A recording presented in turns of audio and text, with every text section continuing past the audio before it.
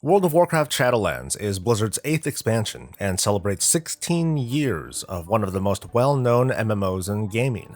It also just launched about a month ago, so why do a review now? Well, just like any persistent world, it could use a snapshot of its current form from time to time, and now is as good a time as any, now that the game's features are mostly available, and we've had a number of weeks to sink our teeth into it. Shadowlands, in a nutshell, is Blizzard's best foot forward yet, with an extremely strong launch that made every effort to hook players in with numerous fun stuff and features. Shadowlands is a reflection of lessons learned, however, the issues of the past persist and could risk compromising the experience. Hey, it's Soul, like and subscribe and yada yada yada, and let's dive in. Longtime players may be familiar with the story up until now, but if not for the changes to leveling, new players and those from a long break would be all but totally lost with what's going on. Shadowlands was more than just an expansion. It was an opportunity for Blizzard to completely revamp the experiences from early expansions and condense it all into a level 1 through 50 experience. It starts with a revamped new player experience, and then depending on if you're a new player or an old-time veteran, you can choose an expansion to play in before venturing into the Shadowlands. It's great being able to have a straightforward experience without it being broken up by out-leveling in a certain area and having to travel to a completely new environment just to finally gain experience again. However, it's not perfect. You primarily level through an expansion's leveling content, and not the later patch content. You reach the minimum level to access Shadowlands at level 48, so you miss out on whatever story came in afterwards. In the end, you may feel as lost as the next person, wondering what the heck's going on. There's a plethora of media available to get you up to speed, but an in-game recap to set the narrative would have helped a bit too. Shadowlands' leveling experience takes us from levels 50 to 60, and takes us on a wild ride through the realms of death, which are hardly what anyone would have thought if they were asked about this 20 years ago. Except for maybe Maldraxxus at least. The realms are some of the best in the series, with very few shared themes, unique personalities, and characters. We dive into the conflicts in each realm and do our usual champion thing. We help out by defeating bad guys and killing boars, so to speak. Shadowlands takes on a sort of hybrid approach to leveling, where your very first experience will take you through each zone in order, which builds up to a pretty destructive reveal that underlines why you're here and what you're trying to prevent. Characters that you level later on can opt into what are called the Threads of Fate, a sort of sandboxy, open version of leveling that lets you travel to zones in any order you like, and you no longer have to complete the zone's long quest campaign. I read from numerous comments that leveling in a set order was kind of a turnoff. This came from those who especially are not fond of the first zone, Bastion, and the Kyrian people. They're one of the 4 covenants, or teams that you can represent in exchange for a unique campaign, powers, goodies, and more. I think people were turned off by the Kyrians' overzealous sense of duty, trust in authority, and what they call the path, or destiny. But I found the Kyrian story to be the most nuanced and human of all, as I got to understand them as a people who were blinded by their own beliefs, fighting against a faction who can only express a rightful defiance with unrightful force, but yeah, that's just me. The later zones aren't so much in denial of the dangers that befall the Shadowlands, so there's a bit less thinking involved, but it makes these other stories no less enjoyable. And leveling in Shadowlands is brisk, which is one of several legs to stand on when I make the claim that Shadowlands is very alt-friendly compared to previous expansions.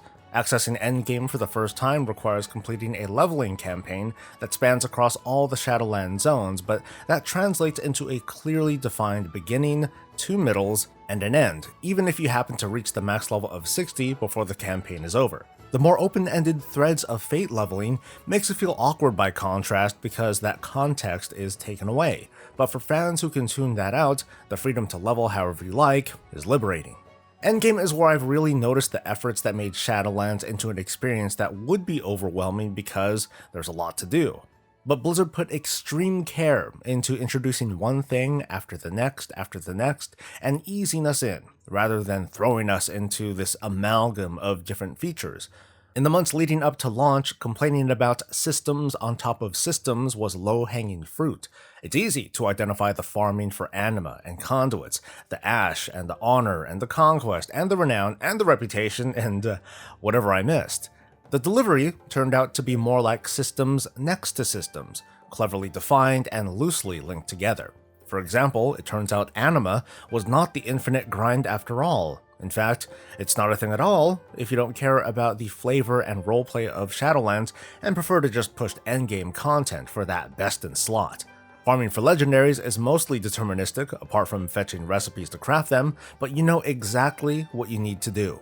Conduits, modifiers for our abilities, can be found all over the place, and while higher level content yields higher level conduits, their strength isn't the sort of thing that you would endlessly grind for. Shadowlands is also the most heavily time-gated introductory experience of any expansion to date, but I'm not sure if that's a critique. These first few months are gated through renown, which unlocks a little something with each rank. For those of us wanting to stay on top of things week after week, we get a little bit more every reset. Another campaign questline, an upgrade for our characters, more cosmetics, and a faster way to unlock features in our sanctum. Torghast, the Endless Dungeon, is the one major source of currency to craft legendaries, but the currency requirements are very forgiving. And maybe running a bit of that will complete a Covenant Calling, which awards a large amount of gold, reputation, and maybe if you're behind on renown, it helps you get caught up. By contrast, Battle for Azeroth laid one thing on top of another, adding to the plate as the expansion rolled along. One of the hopes of Shadowlands is that future patches will merely expand on the features that we've already been introduced to, like more renown ranks, more Torghast features, sanctum upgrades, the sort of thing that should feel familiar and not undo everything that we've learned previously. I'm not going to get too excited over what's on the horizon, it just has me cautiously optimistic. Torghast is a unique feature never done before in the world of Warcraft. Sharing some similarities to Final Fantasy XIV's Heaven on High, Torghast climbs are comprised of 6 floor romps with increasing difficulty. Balance is thrown out the window thanks to anima powers, which give us some ridiculous abilities. And during launch, balance was definitely out the window, with classes that have self-sustain having a massive advantage over others. The context of being part of the meta, though, is dulled by one of the bigger critiques of Torghast, the lack of rewards beyond Soul Ash. As of this review, we haven't seen everything, though. The more difficult twisting corridors promises a longer climb, and there are special themed events to add to the chaos. The reward structure, though, it could use a lot of filling out. I mentioned alt-friendliness, and Shadowlands has taken a lot of strides to make it so. There is the optional leveling experience to change things up. Alts can skip the otherwise long introduction to Endgame now that they've done it for the first time. Renown points can be found from callings or dungeons to help characters organically catch up. Torghast is account-wide, and benefits that are purchased are shared across the account. More importantly though, Shadowlands doesn't have the same super impactful progression systems like the Artifact Weapon, the Heart of Azeroth, Azerite, Essences, or Corruption systems to challenge how you put your time into your alts, so the biggest hurdle to overcome in Shadowlands is really just the gear. This is anecdotal, but I've noticed in my guild that people have already rolled several alts that are capable of at least endgame dungeons, if not greater. It's an easy conclusion to see. Making things more accessible gets more people playing. I speak best for endgame from my own perspective, as someone who runs a guild who has little to no trouble running with a group of people that I know, and we don't happen to run cutting-edge content. In so few words, I like the dungeons in Shadowlands. I can't really pin this down, but I think I didn't like how BFA dungeons felt, less spacious. I think of Tol Dagor and Waycrest Manor as a few notable offenders, but my early impressions of Shadowlands dungeons has been pretty pleasant so far. As a tank, there's a lot to be fearful of, and a lot for me to learn, so I can turn those fears into obstacles to overcome. Raids are raids. It's the same formula, but with new and inventive ways to kill us. Castle Nathria has proven to be a more than worthy challenge for players, to the point where a few nerfs were warranted even during its first week. At my skill level, I've been pretty happy with the variety of encounters with interesting mechanics, and now I know what shimmy and sachet means. The Maw is a very, very different approach to creating a space for daily and weekly content, while communicating to a player that the Maw clearly does not like you, and would love to chew you up and spit you out. The Maw shares similarities to mid-expansion zones like the Isle of Quel'Danas or the Molten Front, as in there are things to do that eventually opens up more areas, but you can only do so much in a day. Early iterations of mid-expansion content simply made it so that you ran out of things to do before the next day. In the Maw, your contributions to progression eventually afflict you with a debuff that prevents you from earning more reputation and currency, and for good measure it'll kill you too. Some players, notably those who would rather not be held back by daily lockouts, are not too happy at this sort of communication. To me, it's sort of the same, but with a theme. Not being able to mount in the Maw, at least for me, has been less of a nuisance and more of a reminder that high movement speed has done a lot to trivialize these otherwise dangerous areas, while building up our own expectations that this is the way to have fun. Never mind that I can use various teleports and grappling points, and I can hijack a mount like it's Grand Theft Motto. Get it, Yeah, that's the one joke that I could afford, thanks. PvP in Shadowlands is a sizable flip from previous expansions, where in late Battle for Azeroth, classes with the right corruptions were able to totally decimate others. Shadowlands borrowed from that a little bit in the sense that nearly everyone is able to decimate others. What I mean by that is that PvP is a lot more fast-paced, and even a dedicated healer will only buy you a few extra seconds in battlegrounds, and a bit longer in arenas. Shadowlands PvP also heralds the return of PvP vendors, with a more robust system of purchases and upgrades. In practice, there's a shorter barrier to climb when gearing for PvP, and a clear path to high-end gear at the rated level.